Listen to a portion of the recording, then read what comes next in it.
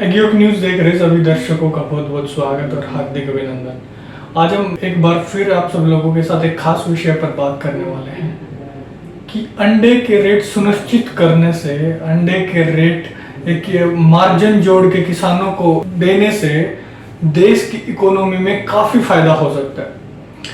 इसी के ऊपर हम बात करेंगे।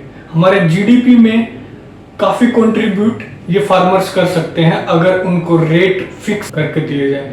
लेकिन कई बार जो सो कॉल्ड इकोनॉमिस्ट के आर्ग्यूमेंट्स क्या होते हैं कि अगर ऐसा फिक्स करते हैं तो गवर्नमेंट के ऊपर अधिक भार पड़ सकता है, और या फिर ऐसा चीज पॉसिबल ही नहीं है, ये चीज रेगुलेट करनी काफी मुश्किल होगी।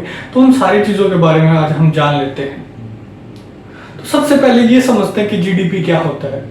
जीडीपी होता है ग्रोस डोमेस्टिक प्रोडक्ट। किसी भी देश का ग्रोस डोमेस्टिक प्रोडक्ट का मतलब है कि किसी भी देश में क्या चीज प्रोड्यूस हुई, कितनी चीज प्रोड्यूस हुई और उसकी कितनी वैल्यू है, और वो कितनी सेल हुई और उस सेल करने के बाद उसकी क्या अमाउंट निकल के आई सामने। तो उन सारी चीजों को ऐड करके अलग अलग फॉर्मूले हैं जीडीपी कैलकुलेट करने के। उन चीजों में हम नहीं जाएंगे, हम बिल्कुल लेमैन लैंग्वेज में सिंपल भाषा में समझने वाले हैं कि क्या होता है। कोई भी चीज कितनी बनी, फॉर एग्जांपल कोई कितनी भी फसलें बनी हो, कितना अंडा प्रोड्यूस हुआ हो, कितनी कुर्सी, मेज, फोन, जितनी भी चीजें हम बोल सकते हैं जितनी भारत में बनी, उनकी बात सिर्फ कर रहे हैं, उतनी प्रोडक्ट हो या फिर कोई भी सर्विसेज हो, और उन सर्विसेज या प्रोडक्ट कितनी बिकी, उसके बाद बिकने के बाद उनका प्राइस क्या मिला, वो भारत की जीडीपी होता है। उन सारी चीजों को जोड़ दिया जाता है और एक जीडीपी निकल के आ जाता है। जब प्रोडक्शन डाउन होता है, जैसे कोविड की बात करें तो 0.4% तक हमारा जीडीपी गिर गया था, तो उसमें अगर बात करें कि हमारा प्रोडक्शन ही कहीं पे बहुत सारी जगह प्रोडक्शन रुक गया था, सारा जो ट्रांसपोर्टेशन वगैरह रुक गया था, सारी चीजें रुक गई थी, उसकी वजह से हमारा जो प्रोडक्शन है वो काफी घट गया था, तो उसकी वजह से हमारा जीडीपी गिरा था। तो अभी फॉर एग्जांपल अगर हम बात करें जो पोल्ट्री में जो कंट्रीब्यूट करता है वो अंडा कंट्रीब्यूट करता है।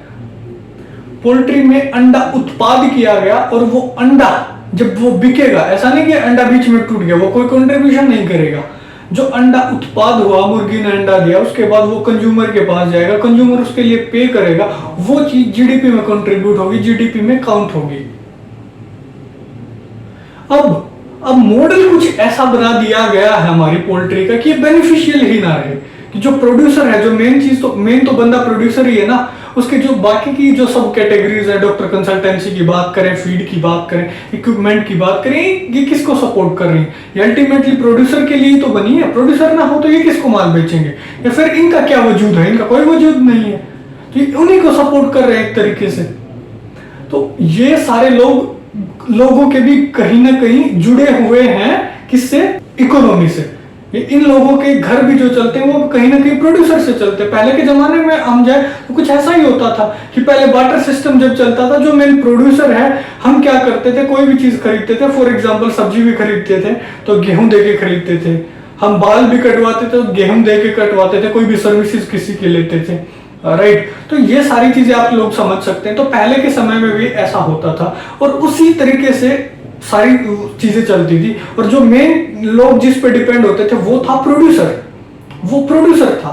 अभी भी अंडे में भी कुछ ऐसा है कि सारे लोग जो डिपेंड है वो प्रोड्यूसर के ऊपर डिपेंड, लेकिन हो क्या हो गया, इस प्रोड्यूसर का बिजनेस मॉडल कुछ ऐसा बना दिया। बाकी सब लोगों को तो मार्जिन कहीं ना कहीं मिल रहा है, कुछ हमारे रूल्स या नॉर्म्स ऐसे हैं कि उन लोगों को जो सर्विसेज दे रहे हैं फिर उनको घाटा नहीं हो सकता उस तरीके से। लेकिन ये जो प्रोड्यूसर है, मॉडल कुछ ऐसा बन गया कि इस प्रोड्यूसर के लिए सारी चीजें, वो मॉडल है जो घाटे का सौदा है, क्योंकि जो इसकी कॉस्ट ऑफ प्रोडक्शन आ रही है, इसकी कॉस्ट ऑफ प्रोडक्शन कहीं ज्यादा इसकी सेलिंग कॉस्ट है, जिसपे मार्केट में अपना अंडा बेच रहा है, तो अपने आप में घाटे का सौदा है। तो मैं आप लोगों को एक चेतावनी देना चाहता हूं, जो और भी कैटेगरीज जो इस पे डिपेंड करती हैं। आज समय आ चुका है, फॉर एग्जांपल मैं वीडियो शूट करता हूं तो किसके लिए बनाता हूं? हमारा न्यूज चैनल चलता है तो किसके लिए चलता है? पोल्ट्री फार्मर्स के लिए। अगर वही नहीं रहेंगे तो मेरा वीडियो बनाने का क्या मकसद है? फिर मेरा वीडियो बनाने का वजूद ही क्या है? मेरा कोई वजूद नहीं है। तो ये बड़ा पीक टाइम है। मैं आह्वान करता हूं बाकी के सब लोगों से, बाकी सब जो कैटेगरीज वो कहीं ना कहीं जो डिपेंड करते हैं पोल्ट्री फार्मर्स के ऊपर, कि आज हम पोल्ट्री फार्मर को सपोर्ट करें। वो ऐसे क्राइसिस से जा रहा है जैसा आज तक हिस्ट्री में नहीं हुआ। हमें जो कमी है वो थोड़ी बहुत एकजुटता की कमी है। हम एकजुट हों, सेंट्रलाइज्ड लेवल पे एकजुट हों। जैसे अगर उदाहरण के तौर पर देखा जाए तो किसानों ने मांग करी, जो संसद में पास हो गया था उस बिल को वापस करवाने का काम किया। तो एकजुटता में इतनी ताकत है। तो प्रोड्यूसर से जो बाकी सब लोग हैं, चाहे वो लेबर वाला हो, चाहे डॉक्टर हो, चाहे वो ट्रांसपोर्टेशन वाला ड्राइवर हो, तो इन सारे लोगों की भी इकोनॉमी चलती है जब अंडे का प्रोड्यूसर को दाम अच्छे मिलते हैं। लेकिन जब प्रोड्यूसर ही नहीं रहेगा तो अपने आप में क्या होगा, ये लोग उतना स्मूथली काम ही नहीं कर पाएंगे। अब आपको एक मैं बड़ी मजेदार कहानी सुनाना चाहूंगा, ध्यान से सुनिएगा और कुछ उस मॉडल को समझने की कोशिश करिएगा। कि एक गांव था, एक गांव में 10 किराने की दुकानें थी। 10 किराने की दुकानों पे अलग अलग गली में दुकानें थी और सारा सामान मिलता था जो भी एक आम इंसान को चाहिए, दाल, सब्जी, चीनी, जो भी किराने की दुकान पे होता है। हुआ क्या, एक मॉल खुला गांव में, बड़ा चमकदार मॉल खुला, बड़ा अच्छा मॉल खुला। और उस मॉल ने, जो दुकानदार जिस तरीके से बेच रहे थे, जिस अमाउंट में बेच रहे थे, उससे कहीं ज्यादा सस्ते और डिस्काउंट देने लगा वो मॉल वाला। तो लोगों का तो ये स्वभाव होता है और ये बड़ी नेचुरल बात है, जहां से कम रेट में मिलेगा वहां से जाके खरीदेंगे। उनसे कहीं ज्यादा कम में देने लगा वो जो मॉल वाला था। तो धीरे धीरे 5-6 महीने तक ऐसा ही होता है। हालांकि मॉल वाले ने शुरुआत में घाटा खाया, और लेकिन 6 महीने बाद क्या हुआ कि वो 10 की 10 दुकानें बंद हो गई। 10 दुकानदारों ने अपना और काम ढूंढ लिया, एग्जिट कर गए इस बिजनेस से, अपने किराना वाले से। अब सारे जो गांव के लोग थे वो जाना शुरू हो गए मॉल में। अब मॉल वाले ने क्या किया, मॉल वाले ने जितने दाम पर वो दुकानदार बेचते थे उस दाम से भी कहीं ज्यादा बढ़ाकर दाम देना शुरू कर दिया। किसको? जो गांव वाले लोग थे। वो गांव वाले लोग परेशान हो गए, और लेकिन उन लोगों के पास कोई चारा नहीं था, मजबूरी थी उनकी। तो यही बात मैं आप लोगों को बस इसी कहानी के माध्यम से मैं आपको बताना चाहता हूं कि व्यवस्था कुछ ऐसी बनाई जा रही है कि जो छोटे छोटे लोग हैं, जिनका घर चलता, रोजगार चलता, उनको बंद किया जाए और एक सेंट्रलाइज्ड कुछ ही प्लेयर्स रह जाएं। ओनली बिग कैन सर्वाइव, जो बड़े प्लेयर्स हैं वही रह जाएं और वही पूरी मोनोपोली डेवलप करें अपनी। और मोनोपोली से जो सबसे ज्यादा जो घाटा होने वाला है वो कंज्यूमर को होगा। सबसे पहले कंज्यूमर मरेगा, क्योंकि अंडे का रेट कहीं ना कहीं आने वाले टाइम में, अगर अभी हो सकता है कि फार्मर का तो 3.5 का उठ रहा, उनको अभी भी 7-8 में लेना पड़ रहा है, लेकिन जब ये फार्मर्स बंद हो जाएंगे पूरे, तो ये अंडे का रेट कहीं ज्यादा हो जाएगा, आग लगेगी अंडे के रेट में। तो कुछ व्यवस्था, कुछ रूल एंड रेगुलेशंस, कुछ मॉनिटरिंग, कुछ गवर्नमेंट की तरफ से इंटरवेंशन, गवर्नमेंट का कुछ ऐसा हस्तक्षेप क्यों नहीं है कि कुछ ऐसा मॉडल बने कि पूरा सर्कुलेशन ऑफ मनी है जो सब में घूमता रहे, जो इकोनॉमिक्स का रूल है जिससे इकोनॉमी बढ़ती है। एक सेंट्रलाइजेशन ऑफ कैपिटल ना हो, किसी भी चीज का केंद्रीयकरण, चाहे वो कैपिटल का हो, चाहे वो पूंजी का हो, या फिर चाहे वो पावर का हो, वो बड़ा खतरनाक होता है किसी भी देश के लिए। और कुछ ऐसा ही मॉडल बन चुका हमारी पोल्ट्री में। तो इस चीज को समझना बड़ा जरूरी है, और ये बड़ा ही वो टाइम है जिस समय में गवर्नमेंट को साथ देना चाहिए। हमने भी मंत्रियों से मिलकर बातचीत करी, केंद्रीय कृषि मंत्री जी से मिले, और उसके बाद एनिमल हस्बेंड्री मिनिस्टर से मिले।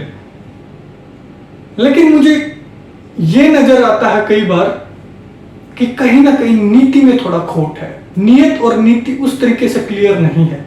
अवेयर है आप लोगों की सिचुएशन से, मैं आप लोगों को क्लियर कर देना चाहता हूं, जो ऊपर बैठे सारे लोग अवेयर हैं आपकी सिचुएशन से, लेकिन पता नहीं क्या चीज रोक रही है।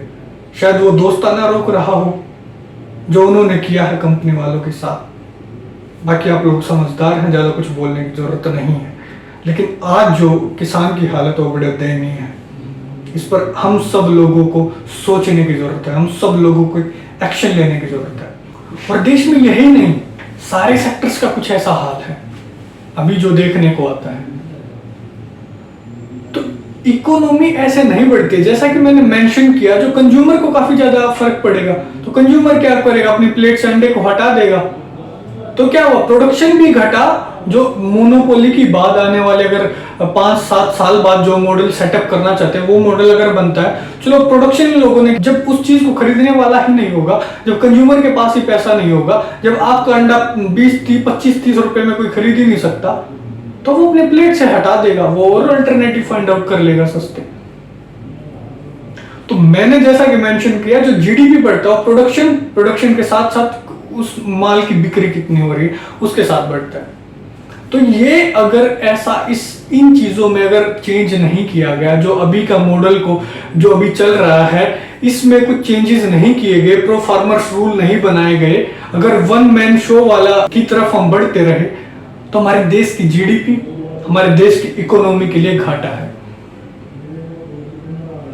जो इकोनॉमी बढ़ती है वो फॉरेन एक्सचेंज से बढ़ती है, जब विदेशी पैसा यहाँ पे आता है, एक्सपोर्ट से बढ़ती है। तो हम इन चीजों पर थोड़ा विचार करें, हम इन चीजों पे समझें। एक की जेब से पैसा निकाल के देश में ही दूसरे की जेब में डाल दो, उससे इकोनॉमी नहीं बढ़ती है। देश की जीडीपी में कोई कुछ नहीं बढ़ता उससे। जीडीपी बढ़ती है फॉरेन एक्सचेंज से, जब आप बाहर से पैसा लेके आते हो। आज बीपी एक्सपोर्ट कर रहा है अंडे का, गवर्नमेंट क्यों नहीं रास्ते खोल रही एक्सपोर्ट करने के। आज हमारे नजदीक की देशों की बात करें तो आज हीट वेव की वजह से चाइना जूझ रहा है, क्यों नहीं बात कर रहे चाइना से। हमारे फिर क्या काम हमारी फॉरेन मिनिस्ट्री का, और जो ट्रेड एंड कॉमर्स मिनिस्ट्रीज है उनका क्या काम है फिर। क्यों नहीं सिंगापुर से बात करें, जहां पे ब्रॉयलर एक्सपोर्ट किया जा सकता है, जिसपे थाईलैंड ने बैन लगा दिया है।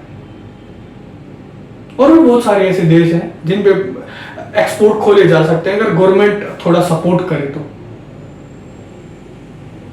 बड़े क्लियर और साफ शब्दों में मैंने सबके नाम लेके, सारी चीजें लेके आप लोगों को क्लियर करने की कोशिश करें। लेकिन मुझे ऐसा लगता है कि जब तक फार्मर होगा, फार्मर बचेगा, तभी हमारा कुछ वजूद है, वरना हमारा कोई वजूद है, हमारा वजूद भी फार्मर की वजह से। हम ये बात समझ ले। और जो दूसरी भी कंपनी वाले लोग हैं, या फिर कोई डॉक्टर हैं, या फिर कोई भी काम करते हैं, चाहे वो लेबर वाले हैं, आज हमें जरूरत है फार्मर को सपोर्ट करें हम, क्योंकि प्रोड्यूसर बचेगा तभी बाकी सब लोग बच पाएंगे, वरना हमारा भी प्रोफेशन खतरे में है।